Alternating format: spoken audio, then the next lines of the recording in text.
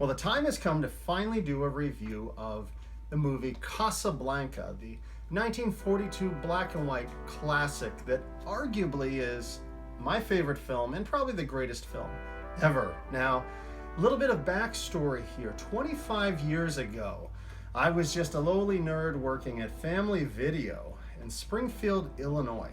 And frequently during my time there, I would work the day shift. One of the things I would love to do while working the day shift is dig through some of the old classics of cinema and have those playing on the TVs around the room while I worked. And Casablanca was one that I started playing back then. And I was just mesmerized by everything about this film. It's the story, it's the acting, the direction, the cinematography, everything about it is amazing.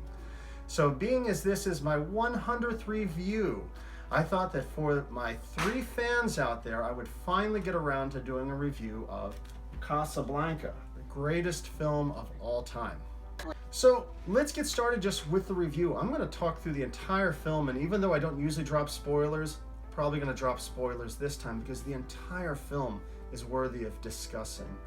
So Casablanca opens up, and the camera zooms in and we're off in this Middle Eastern location in Casablanca, and we have a very brief exposition given to us explaining what is this place. We're early into World War II, and this is sort of a hub that people would kind of be stuck at trying to get out of Germany, and they want to get to America by way of Lisbon and so on. And it's about this place where people are just sort of insulated and they can't get out. That's Casablanca. You'll see crowds out in the street and they're looking up to the sky as they see a plane arrive, and they're thinking, maybe this will be our exit. And we hear the initial theme song by Max Steiner, and it is amazing music throughout this film.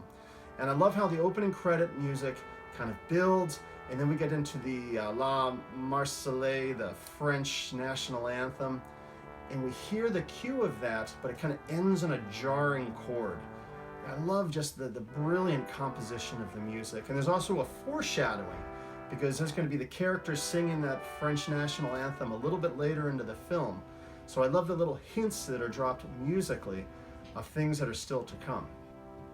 What's neat too is as we see this introduction of the Casablanca landscape, it's just kind of this wild, vibrant, like Middle Eastern marketplace. It very much has an Indiana Jones Raiders of the Lost Ark vibe to it.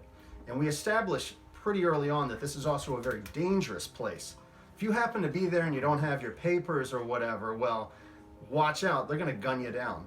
So, and I watched some of the scenes and just the way, the sets were designed and the feel of it, you can't help but think that, yeah, George Lucas and Steven Spielberg, they must have drawn just a little bit of inspiration from some of the stuff in this film.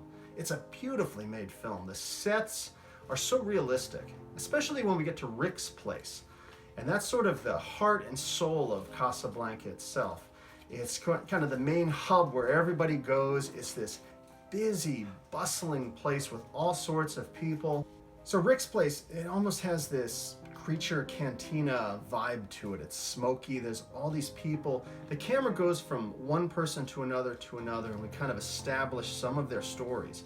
Some of the people are just trying to beg for an exit, they're trying to pawn their jewelry, they're doing all they can. Some are there just to drink, some are there to gamble.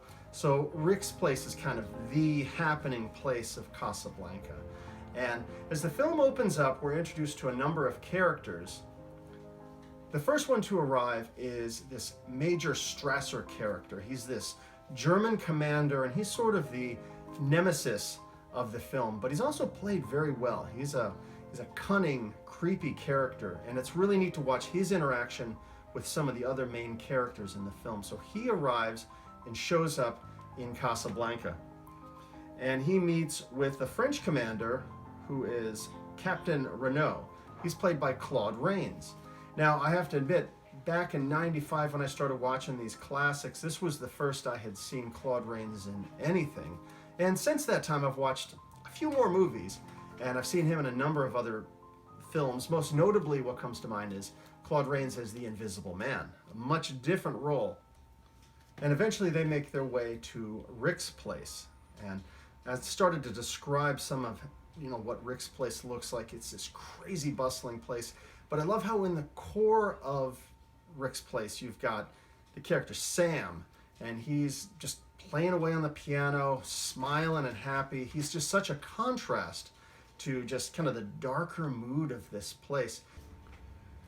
So then the film, we pan and we finally get to the character Rick himself, played by Humphrey Bogart. And we see just kind of right from the beginning, he's just this brooding, solemn, just world-weary character. He's got this heavy burden on him, and we really want to know more about him. He's sitting there and he's kind of like stewing over a chessboard. And from the beginning, he has this interaction with Peter Lorre's character, who comes in and he's basically acquired these tickets of transit, 2 of them, to get out of Casablanca, and they're like formally signed and everything. So these are kind of like the golden MacGuffin of the film. And he entrusts these to Rick. They have kind of this mutual sort of a friendship going on, even though you can see that Rick, he really despises this Peter Lorre character. And it's unfortunate. I've seen a lot of Peter Lorre films. He's not in this one terribly much. But he's kind of there just to give these tickets, have Rick hang on to them. And then shortly after, Peter Lorre's chased down by the authorities, and, well, things don't look too good for him. So now Rick's got these tickets, and then we're kind of left to wonder, what's he going to do with them? So then we also establish a scene where Rick talks with this character, Signor Ferrari. He's kind of this big, beefy, white guy. He owns another club in Casablanca. And kind of the ongoing thing with him and Rick is that he wants to buy Rick's club, and Rick is not having any of it yet. So interesting to see that character get introduced. He'll show up later in the film. So Rick talks with this Renault character, the French authority. And, I love the interactions of this film, just how the characters, they'll talk with one another. And with Rick, it's like you can tell he doesn't trust any of these people. So Renault lets Rick know that this character, Victor Laszlo, is coming to Casablanca. And he's the big name in this French resistance, and the German authorities are going to be after him. So he makes Rick aware of this. And the idea is basically that Laszlo's probably going to show up and he's going to try to escape and get some sort of passage to Lisbon. So, since Rick is running this happening club where everybody goes, he can kind of keep an eye out, I suppose, for him to show up. So we get to a really cool scene where this Renault, Stressor, and Rick are all sitting at a table together. And this German major, he's trying to, you can kind of see, maybe get under Rick's skin. He's asking him all these questions, and they're talking about, what will you do when we invade London? What will you do when we invade America? And Rick just kind of, just deflects it. It's no big deal. Humphrey Bogart in this film is just cold as ice. He doesn't care. He even makes the comment back to the German guy. He says, I'll give you this advice. There's parts of New York you might want to stay away from. He doesn't care. He's unfazed by this. But he also establishes kind of his neutrality in all of this. He's not part of any resistance or any rebellion. He's just this alcoholic running this club in Casablanca. So then we get into one of the core scenes of the film, and that's when Victor Laszlo arrives at Rick's club with his wife, Elsa. And Sam is playing the piano, and he sees Elsa come in, and he's got this expression like, uh-oh, and Laszlo goes to meet with one of his contacts, and Elsa comes up, talks to, Sam at the piano. They recognize one another, and they have a little bit of banter, and he's just trying to, play it cool. I love the Sam character in this film, by the way. He is amazing, and the way he and Rick will kind of play off one another, it's really great. So he's trying to keep his cool with this Elsa because he knows this is going to be trouble when she finally gets to meet with Humphrey Bogart. And then she says, play it, Sam, play the song again. You know which song we're talking about. And Sam's like, oh, no, I don't think I remember that one. And she insists. So, of course, he starts playing the As Time Goes By song. And then, sure enough, Rick hears it, comes on out, and he sees Sam, and he's like, Sam, I told you never to play that again. And the two of them are together again. So Rick sits down. He has a drink with Elsa and this Laszlo character. There's a little bit of small talk and banter, but we don't really get much establishment of, well, what's the deal with the two of them. And they talk, and eventually, Laszlo and Elsa, they leave for the night. And I love the way the scene just transitions as the two of them leave the club, and we see Renault standing there smoking away. Everybody smokes like crazy in this film, but he's standing there smoking, kind of eyeing them suspiciously. There's a wipe, and then we go to the scene of Humphrey Bogart just kind of stewing in the shadows, drinking. And boy, this is him at the most world weary. So his friend Sam is there, and he's like trying to cheer him up, and he's like, "Hey boss, let's get out of here. Let's go fishing. Let's go get drunk or whatever, And now Sam, he's trying, but it's not working. And Rick just wants to beat himself up, and then he insists, "Go on, Sam, play it. You played it for her, you can play it for me." And then, he starts playing, the time goes by, and then we see the transition, and we flash back to France, long ago. And here's Bogart driving in the car, and he's smiling and he's happy and he's with Elsa. And this is the more cheerful time when they were having this romance together. And one of the things we establish is that it's a romance where they don't really ask a lot of questions. Bogart asks the famous line of the "who are you and who were you before" and all that stuff. And she's like, no, we agreed, no questions. So they have this sweet, romance going on in Paris. But then the war kind of kicks in, the troops start to invade, and they need to leave the next morning by train. And, right before they can make their departure, you can see something's changed with Elsa's expression. She seems alarmed and distracted. And they agree that they will meet at the train station the next morning. And there's Bogart the next morning. He's there with Sam, and it's pouring down rain. And as you can expect, Sam gets that letter. And he gets the letter from Elsa that says, "I'm sorry, my love, I must leave," blah, blah, blah, blah, blah. And doesn't give a lot of reason as to why. So Bogart's left holding the letter, and you see the rain making the ink just kind of run down. And, he's just filled with this grief about this broken relationship. And then sure enough, what happens? Elsa shows up, tries to talk to him, and he's not having any of it. He just kind of briefly has an exchange, and then that's it. She leaves. So we get back to this General Stressor. He wants to have Rick's place searched for these exit visas because he's now suspicious that he might be hiding them on his residence. And this Laszlo character, he starts to, appeal to Rick to see if there's any way that he can help him, escape from Casablanca. And Rick's not having any of that, and he just tells him no.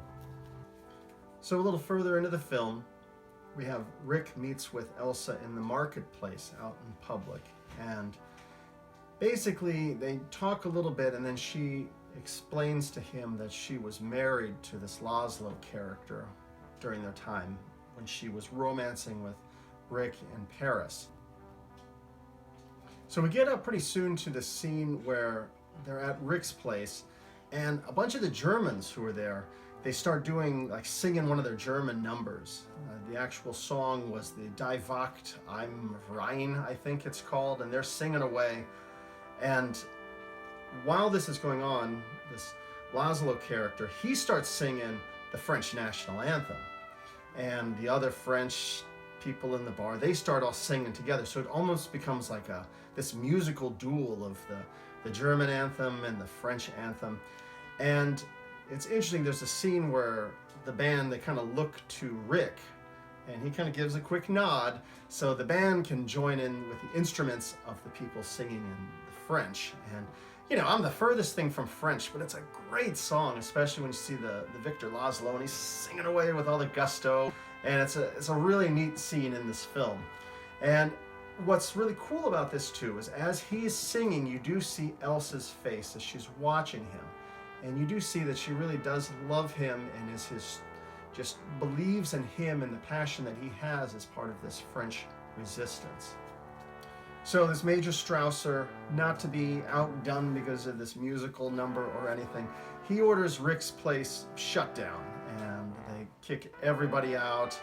And it leads to one of these really awesome scenes in the film where Renault, the French major, he's the one that has to kind of get everybody out of the Rick's place. So he does the line about, I'm shocked, just shocked that there's gambling going on at Rick's, followed immediately by somebody comes up to him and says, here's your winnings, sir. So they kick everybody out of the club and they close it down for a while.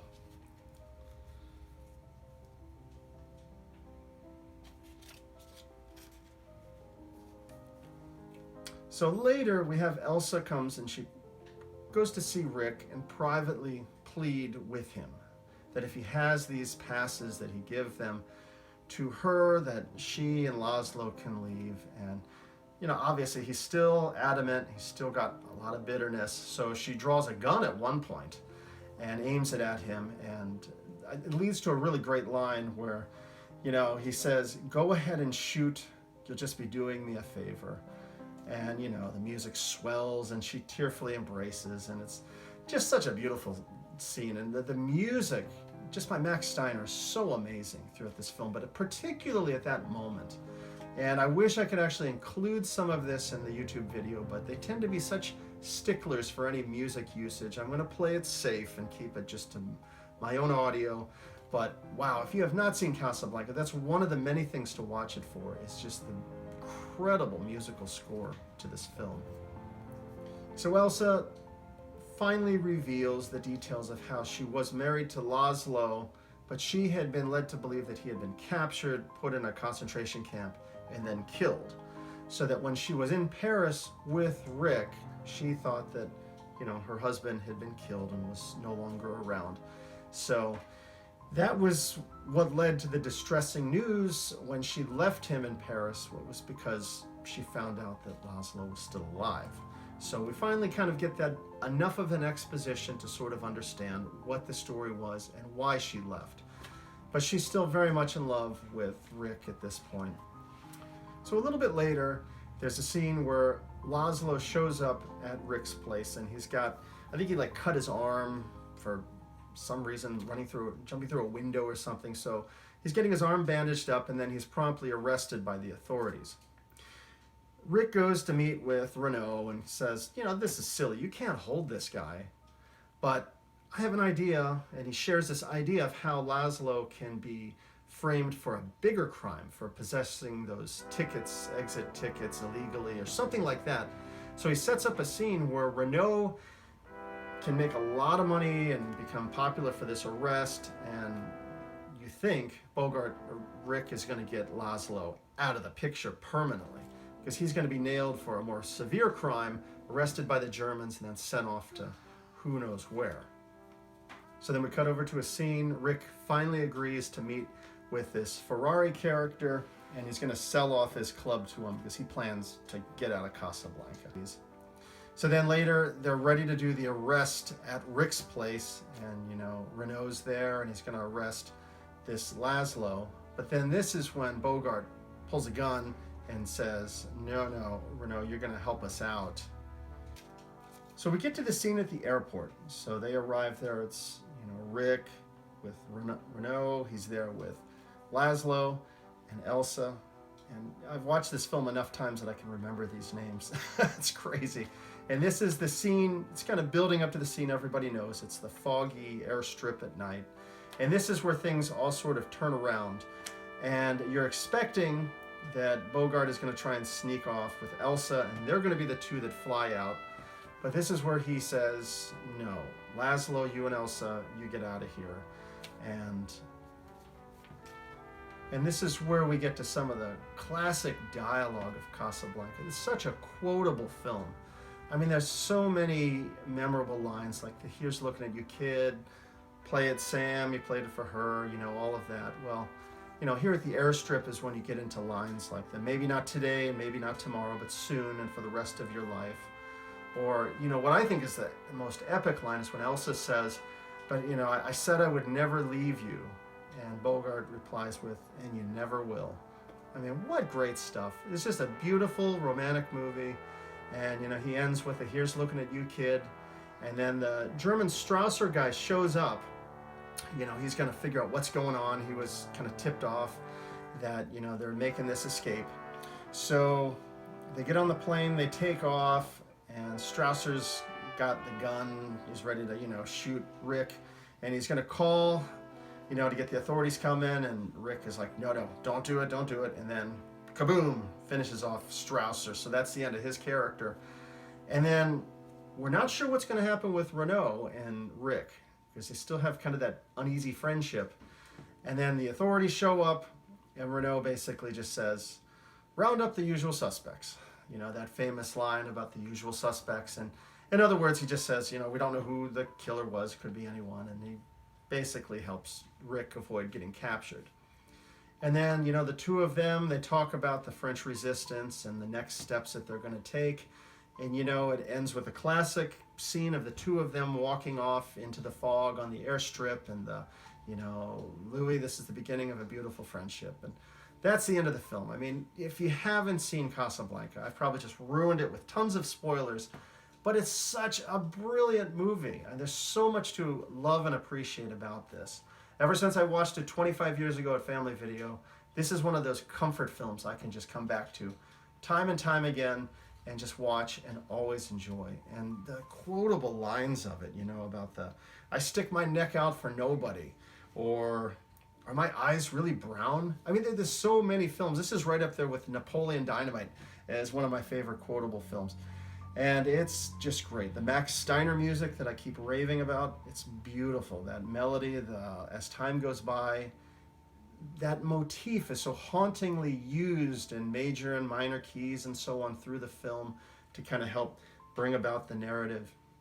The acting is just incredible. This is Humphrey Bogart's best film. And Ingrid Bergman is just perfect. She's just got that sad, tragic look, the tears in her eyes, perfectly paired with Bogart in this film. And I could go on and on about all of the other actors. This review's already got to be about 20 minutes, so I need to cut this down so that my 3 fans, who have probably all fallen asleep by now, can get on with their lives. So that's Casablanca.